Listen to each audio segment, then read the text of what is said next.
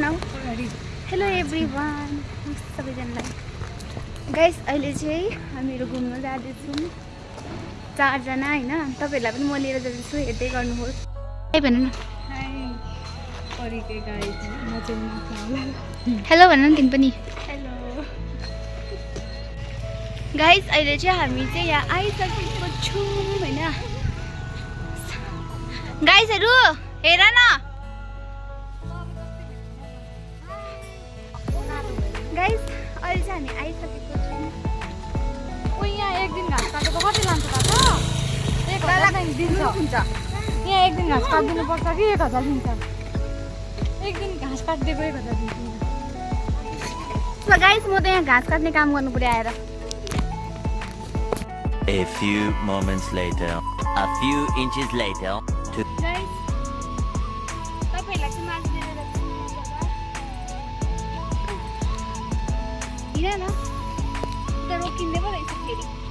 cameraman चाहिँ पाएको थियो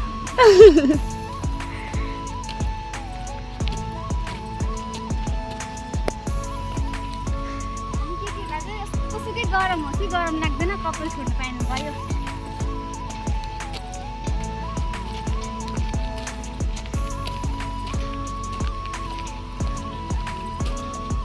भयो उसले चाहिँ मेरो भिडियो गरिदिएको छ हो यता हेर न भिडियो गर्ने मान्छेले पनि कपाल छोडिरहेको छ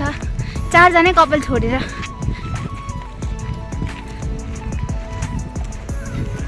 यो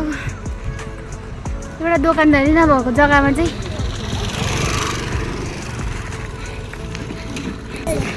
दामी छ भन्दै थियो के छ भनेको चाहिँ यस्तो रहेछ जङ्गल आयो फाइनली हामी हाम्रो डेस्टिनेसन चाहिँ आइपुगेको छौँ हैन सबैजना युट्युबरहरु भन्छ यहाँ चाहिँ युट्युबरहरु हेर्नुस् न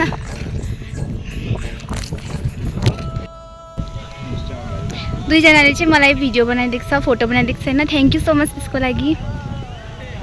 अन्त उले पनि हैन हेल्प गरेको छ फोटो खिच्नमा अनि है तिमीहरु कहाँबाट अरे अलिक सारो बोल न नेपालबाट डोटी भन्ने जिल्लाबाट हो हामी म